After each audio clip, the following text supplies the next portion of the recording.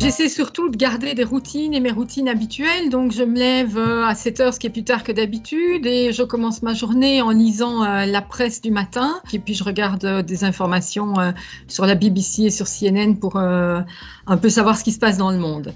Et puis après, je mène une journée de travail dans mon bureau. J'ai la chance d'avoir un bureau pour moi toute seule, derrière mon PC. C'est certainement le côté plus pénible pour moi qui aime bouger, mais c'est tout à fait gérable. Alors, j'ai beaucoup de réunions en ligne, j'ai des cours en ligne parce que je suis aussi prof, et j'ai eu des entretiens avec des groupes d'étudiants restreints, et ça, c'est vraiment quelque chose d'efficace et salutaire pour tout le monde. Je crois que les étudiants aiment bien aussi qu'on leur parle en live. J'essaie de ne pas se limiter aux mails parce que c'est vraiment pas le meilleur moyen de communication. J'ai eu pas mal de conversations téléphoniques ou de conversations Teams avec plusieurs membres de l'équipe, de donner des directives claires pour limiter l'incertitude, et puis une petite touche d'humour, ça ne fait jamais de mal. Pour les étudiants, on a fait une grande enquête de satisfaction, mais j'ai également mis en place un système de relais étudiants par groupe de 25 étudiants qui m'envoient un condensé des difficultés qu'ils rencontrent et des choses qu'ils trouvent également satisfaisantes. L'équipe a été tellement dynamique que la première semaine, ils ont été submergés, noyés de travail, noyés d'informations. Et donc, j'ai très clairement donné la directive de donner un peu moins de travail et de structurer l'information dans 1 ou 2 mails par semaine pour éviter de noyer les étudiants.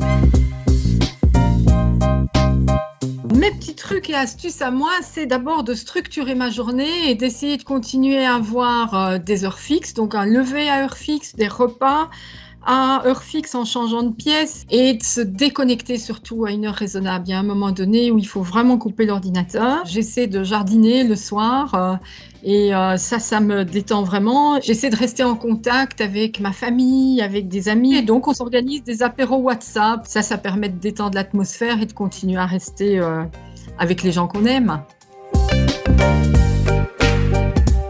On était confrontés depuis quelques années à la difficulté d'avoir les étudiants en présentiel. J'espère qu'ils vont maintenant savourer à sa juste mesure la qualité du présentiel qu'on leur donnait et qu'on continuera à leur donner. Mais à mon sens, on va réduire le temps de présentiel et utiliser un petit peu plus d'autres outils. C'est certainement la capacité qu'a notre établissement à faire face à des situations aussi inhabituelles que celle-ci. Je veux dire, les équipes ont été tout à fait formidables parce qu'il n'y a pas eu de temps creux. Le lundi matin, les étudiants étaient déjà complètement submergés d'activités. Ça veut dire que les équipes sont extrêmement créatives et agiles, et ça, c'est très, très positif. Mais un juriste sait très bien ce qu'est la circonstance de force majeure, et le droit apporte des réponses au traitement de situations de force majeure. On va certainement apporter des modifications à ce qui était convenu vis-à-vis des étudiants pour assurer leur diplomation ou la certification d'unité d'enseignement s'ils sont encore en cours de bachelier, et de veiller à ce qu'ils puissent passer à l'année supérieure, valider des unités d'enseignement, voire valider leur bachelier malgré les circonstances de force majeure.